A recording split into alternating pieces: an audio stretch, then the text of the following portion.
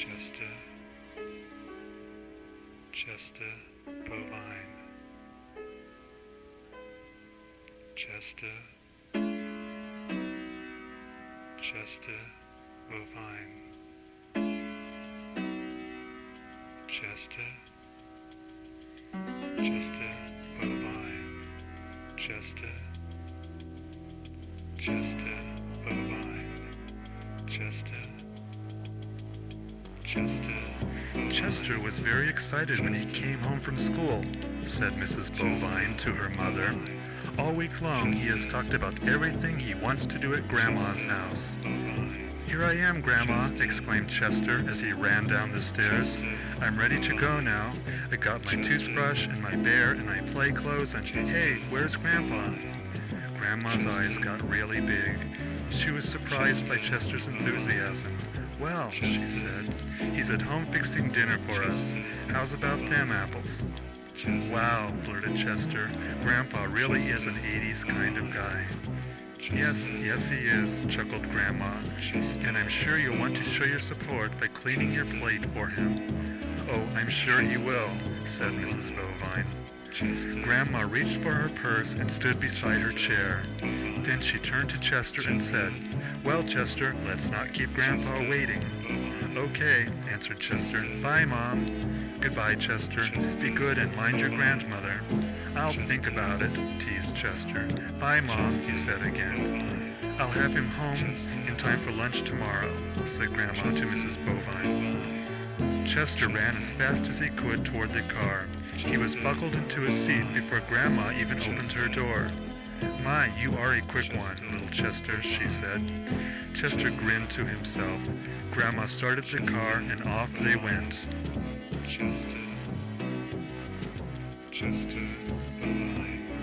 When the car pulled into Grandma and Grandpa's driveway, they saw Grandpa in the front yard. He had a twig in his hand and was scraping his shoe sole with it. When Chester got out of the car, he heard Grandpa saying all kinds of bad words. Grandpa said words that Chester never knew existed. It was pretty neato. What did he do? Chester asked Grandma. He stepped in a cat mess, said Grandma. He does it almost every night, and every night he says he's going to get rid of our cat. Of course he never will. How come? Asked Chester. Because I'd get rid of Grandpa if he ever tried something like that. Hey, Grandpa, yelled Chester, don't get rid of that cat 'cause of that. Grandpa smiled and said, Okay, Chester, the cat stays for as long as you like. Chester and Grandma went inside. Grandma went straight to the kitchen and began pouring drinks into Smurf glasses. She yelled at Chester to put his things upstairs in his spare bedroom. The food smelled very good to Chester and it made him hungrier every second. He knew it would be time to eat as soon as he came back downstairs, so he tried to hurry. In his haste, he tripped on a step and his bear fell down the stairs. Chester decided this would be a good time to try out one of the new bad words he had learned from Grandpa. Of course, he practiced quietly so Grandma wouldn't hear. Chester remembered his manners at dinner and ate everything on his plate. He was rude only twice, and they were both accidents. One was a belch after dessert, and the other was spilling milk all over Grandpa. Chester was a little scared, but Grandpa laughed at him. Chester sure was glad he wasn't a cat. After dinner, Chester helped with the dishes, colored in his coloring book, and watched some TV before going to bed. He went to sleep in a matter of minutes.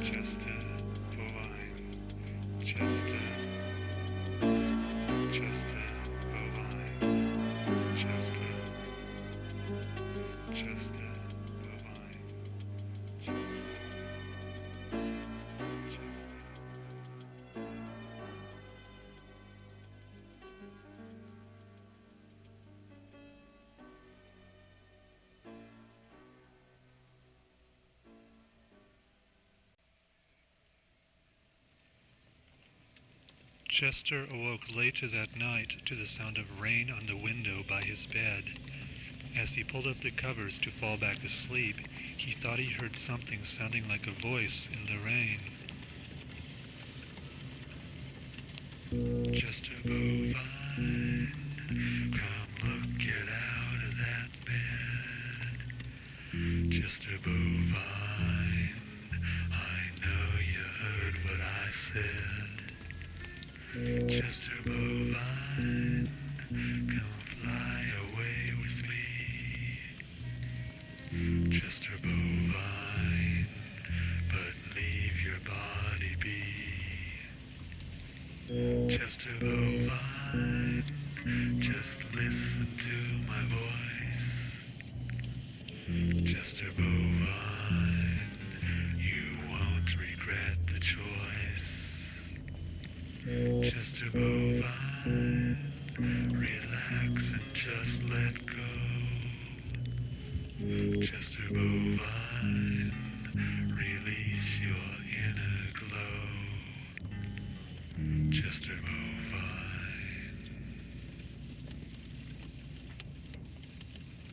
There was something about the voice that made Chester want to fly away with it.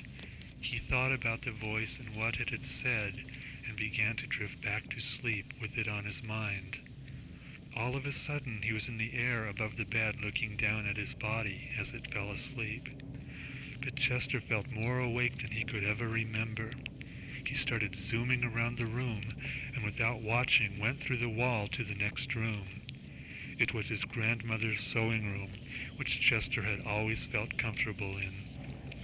He felt especially comfortable now, and just floated near the ceiling, enjoying the feeling, until he heard the voice again. Just a bovine, it's time for us to go. Just a bovine, there's things you have to know. Just a bovine, just float down through the floor. Just a bovine, there's ever so much more. Just a bovine. So Chester floated down to the floor and went right through it. He realized he was now in his grandparents' room and saw them sleeping in their bed. He felt funny being there until he heard his grandmother's voice, which was not coming from her body. He then realized that his grandmother and grandfather were out of their bodies, just like he was.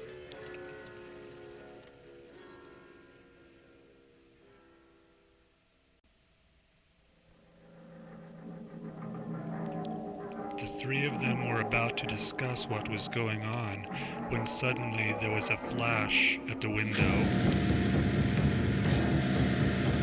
They looked over to see that Grandma's cat had come in, with its whole body giving off bright sparks of light.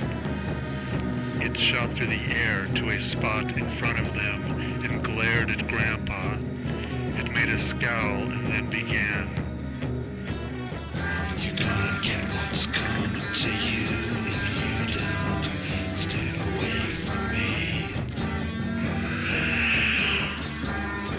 Stay away from me, Mr. Human. You threaten to kick and I'll threaten to paw. You threaten to leave me and you feel my claw.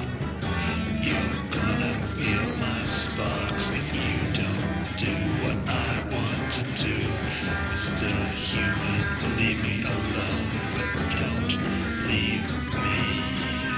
Mr. Human, if you cross my path, I will cross your path, and you know what that means. We've been doing okay so far, but lately you've been overstepping yourself just a bit too much. This is a warning of what might happen in the future if you don't watch out. With that, the cat threw an electric charge from the end of its tail at Grandpa, who was temporarily blinded. The cat made a smirk and then bounded out the window.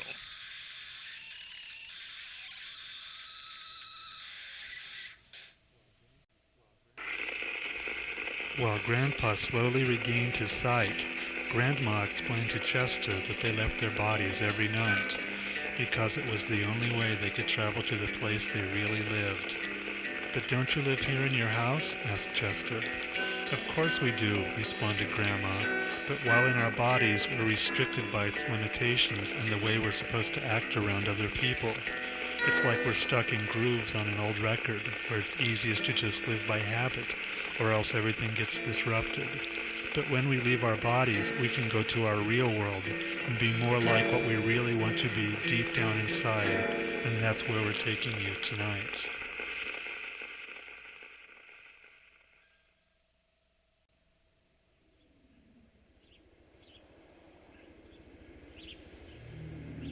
The light in the room started changing, as if it were swirling around Chester and his grandparents. Though none of them moved, the swirling light changed their surroundings. Chester was a little scared and held on to Grandpa for reassurance. Grandpa just patted his hand and smiled as the new world around them became solid. They were floating above a huge sunlit meadow that stretched to the horizon in all directions. Every now and then, there were brooks with trees growing along their banks. Chester floated down to the ground, pulling Grandma and Grandpa behind him. "This place is great," he exclaimed. "I feel like running and never stopping." "Go ahead," said Grandma as she sat down under a tree with Grandpa. "But I'm afraid I'll get lost by myself," Chester went on. "Then I'll never find you again." "Don't worry, Chester," said Grandpa. "In this world, all you have to do is imagine you're with us, and we'll be the next place you look." This sounded wonderful to Chester, and he couldn't wait to try it. He said goodbye to his grandparents and started running. In the past, whenever Chester had run, after a few minutes he'd get tired and have to stop. But as he ran through the meadow, he just kept going, and he barely felt it except for the feeling he got from his legs moving. It was like part of him was a machine that ran on its own rhythm. It felt really good when he thought about it. As his legs kept running, Chester realized he could forget about them if he wanted and look at the area he was running through. It was like looking out from a fast car, but even better. He could change direction whenever he wanted and wherever he liked. Up ahead, he saw a small building by a stream and stopped to look closer.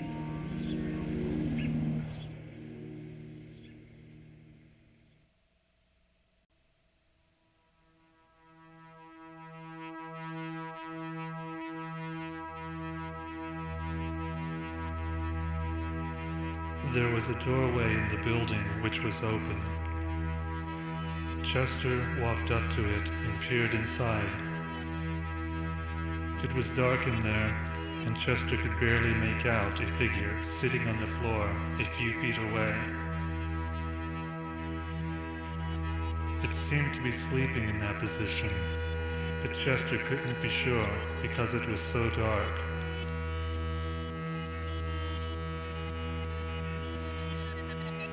After a few minutes, his eyes got used to the darkness, and he could see the figure more clearly. He then realized that it was staring right at him, and it had been since he had stepped into the doorway.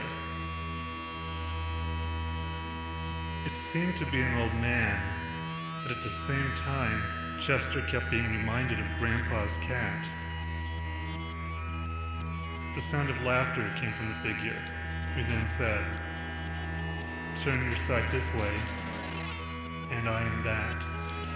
Turn your sight that way, and I am other. Turn it all around. Turn it all around. Turn it all around. Turn it all around." The figure kept repeating this over and over. At first, Chester thought it was strange and kind of scary. But there was also something neat about the figure and what it was saying. Each time the words were repeated, they seemed to say something different, but not in words. In the darkness, images began to appear and disappear, but Chester thought it might also just be in his head. They weren't really clear, but they were connected with the repeating words. fading in and out like wisps of smoke. Chester began to lose track of what were images and what was the rest of his awareness.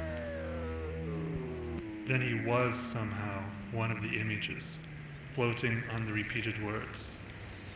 He drifted slowly with colors that flowed like a stream until all sight and sound faded away.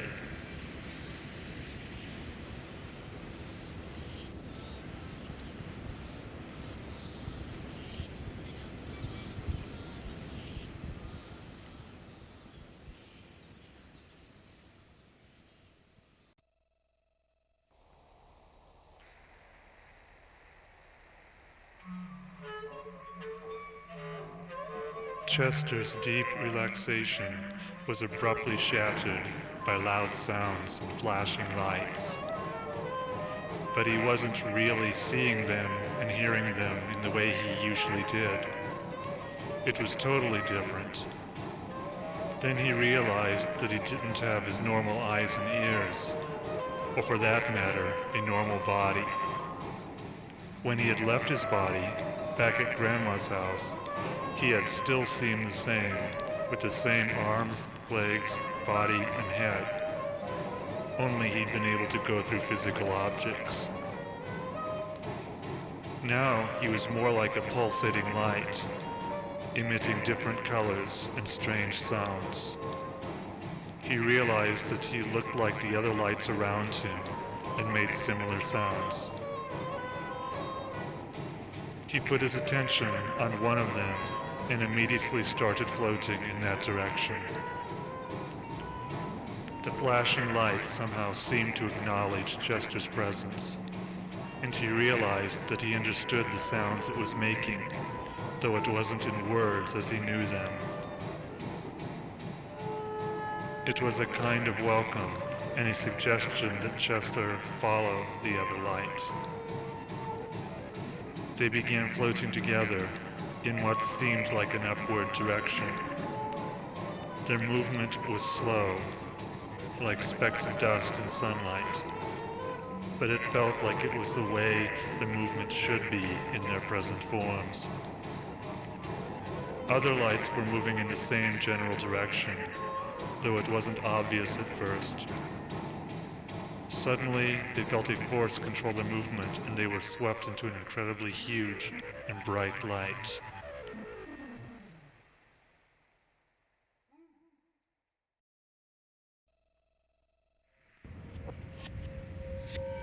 Inside the light, their own brightness was eclipsed, and they were essentially invisible.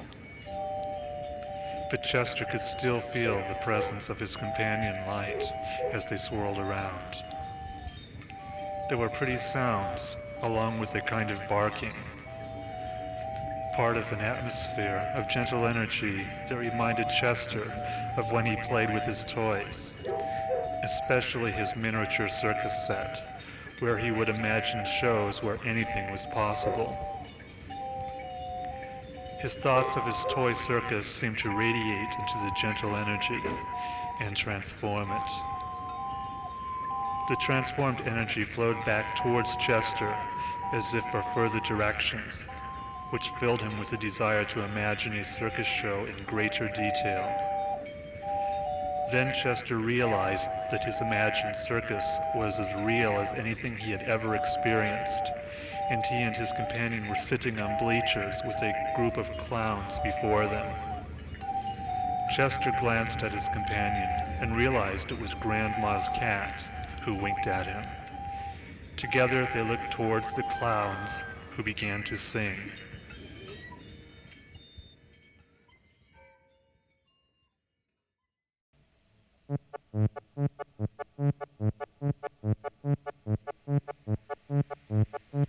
We are the circus clowns waiting here for you. We are the circus clowns, we'll show you what to do. With our twinkling sparkle, we'll put you through the hoop of magical light and sound. We are the circus clowns, you are boy and cat. But you too are circus clowns, you'll prove it all as fact. With your twinkling sparkle, you're jumping through the hoop of magical light and sound. When you are ready to move through the magic hoop, create the moment we've all been waiting for. With your walking through, running through, or flying through the hoop of magical light and sound. Create the time to move through the magic hoop. It is so easy and is so fun to do when you're wading through, swimming through, or gliding through the hoop of magical light and sound. You are the circus clowns, you know just what to do. We are the circus clowns, we're waiting just for you. For your twinkling sparkle, you're moving through the hoop of magical light and sound. La la la la la la la la la la la la. For you're dancing through, floating through, or drifting through the hoop of magical light and sound. Now you are ready to move through the magic hoop. Create the moment we've all been waiting for. For you're dancing through, floating through, or drifting through the hoop of magical light and sound. Chester and the cat then realized that they had somehow joined the clowns during the singing. They looked down to find themselves dressed in clown costumes. A sound then filled the air that made Chester grab onto the paw of his cat-clown companion. They looked at the other clowns and saw them lift up a hoop that was made of glowing lights. The sound seemed to be coming from the hoop. One of the clowns stood in front of the hoop, and the area around its body began to sparkle and twinkle. Chester just knew that it had to feel good from the expression that came over the clown's face. The clown then jumped through the hoop and didn't come out the other side. Another clown did the same thing, though it seemed to drift through the hoop. Soon Chester and the cat remained with only one other clown left, who was holding the hoop and motioning for them to take their turns. It was the cat who seemed more wary than Chester, and held back when Chester started to move towards the hoop of light and sound. "Come on," said Chester. "You're the one who's supposed to be curious." They both then moved closer and started getting a tingling feeling that tickled but made them feel good. When they got right in front of the hoop, the tingling got so strong that the air around them began to sparkle and twinkle. In spite of its previous reluctance, the cat suddenly leapt away from Chester and through the hoop. Chester didn't mind at all. He wanted to go through the hoop too, more than anything else. But all this was such a pleasant experience that Chester wanted to draw it out. He let himself float up off the ground and let the hoop of light and sound gradually pull him through it.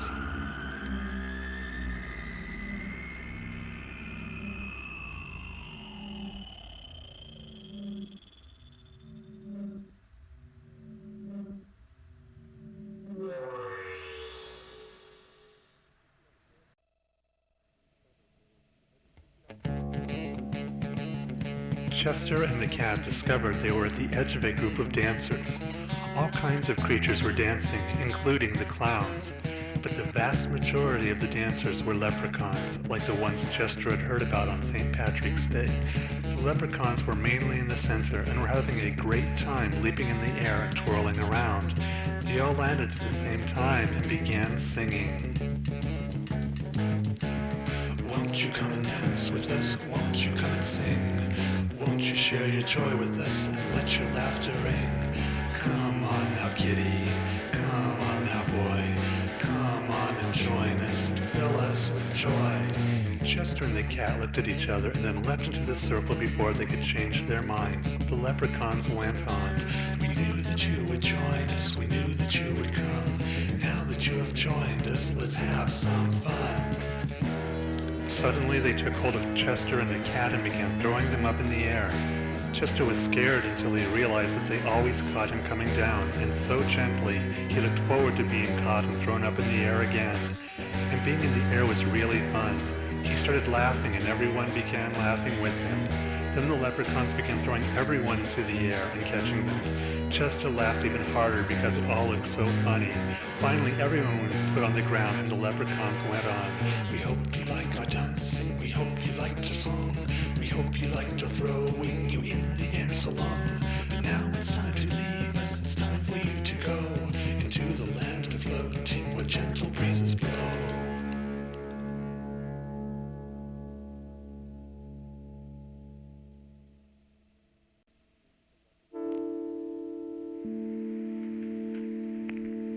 The scene with the leprechauns disappeared from around Chester and the cat, and all around them were swirling clouds.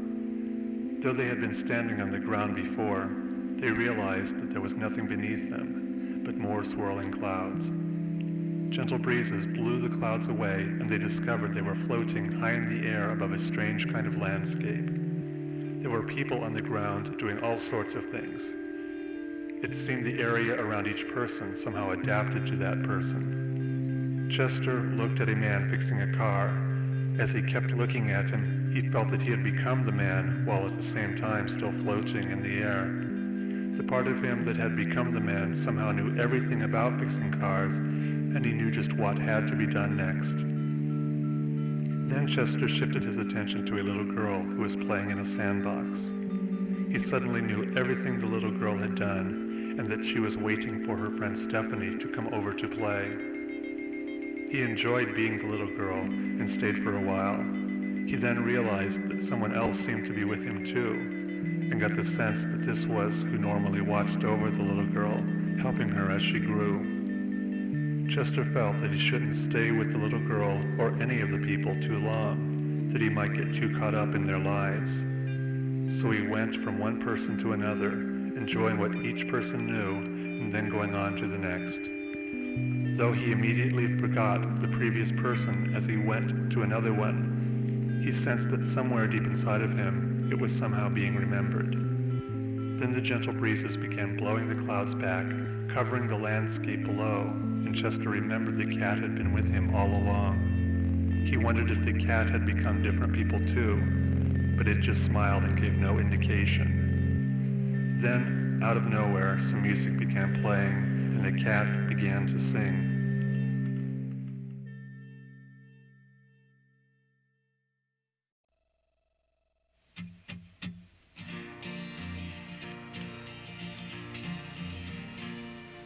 Chester, you know that this is really neat and fun. I know that you are strong enough to take it all in stride. You've done this many times before, but really just begun. Each time you grow a bit more open-eyed. But then we draw the curtain to give you time to rest. Your memory gets cloudy, it's really for the best. Then you live your outer life back as a human boy.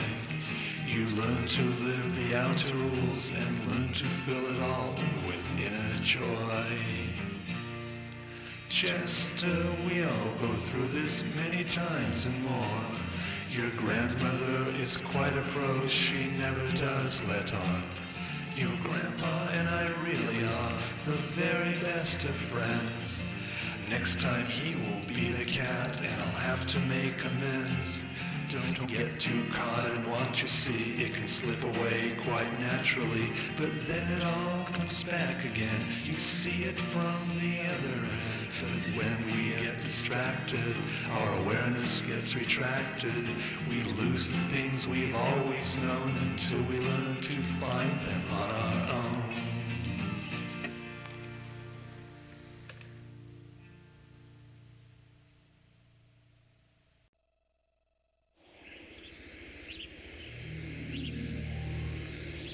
Chester looked at the cat with amazement.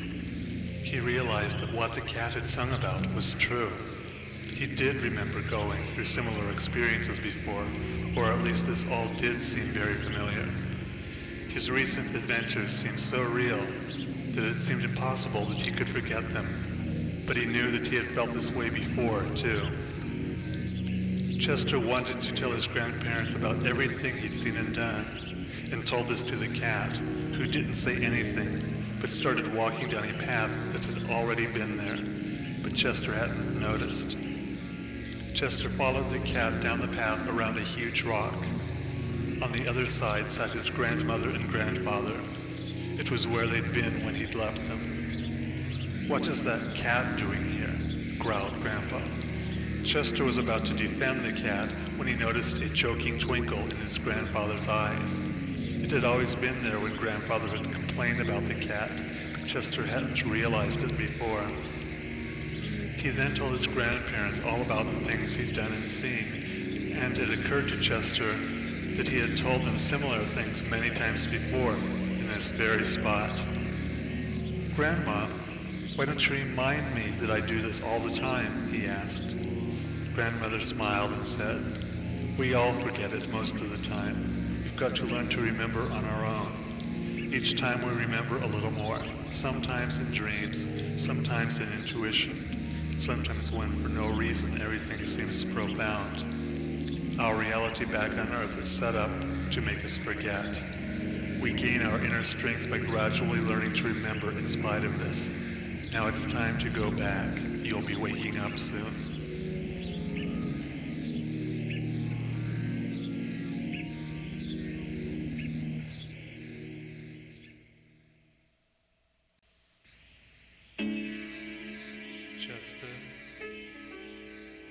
Chester, Bovine, Chester, Bovine, Chester, Bovine, Chester, Bovine, Chester, Bovine, Chester, Bovine. Chester woke up in the bed at Grandma's house. It had rained during the night, but he hadn't been aware of it. Even though it was overcast outside the window, Chester felt excited for some reason, but he couldn't figure out why. He remembered he always felt this way when he woke up in the morning while visiting Grandpa and Grandma. He took his bear and went down the steps to the kitchen, where his grandmother was making breakfast. "Did you sleep well, Chester?" she asked. Chester then remembered a little of his dreams. "I dreamed of you and Grandpa and the cat, but I can't remember what we did," he said. Grandma smiled and kissed him on the forehead. "Why don't you go out on the porch until I finish making breakfast?" she said. Chester went through the door to the porch and sat on the porch glider. The cat came up and joined him, crawling into his lap, then raising its head and looking into Chester's eyes. As Chester stroked the cat, he felt he was forgetting something important. Then his grandfather was standing at the door saying, "Grandma says breakfast is ready. Come on in and make sure that cat doesn't get in the door."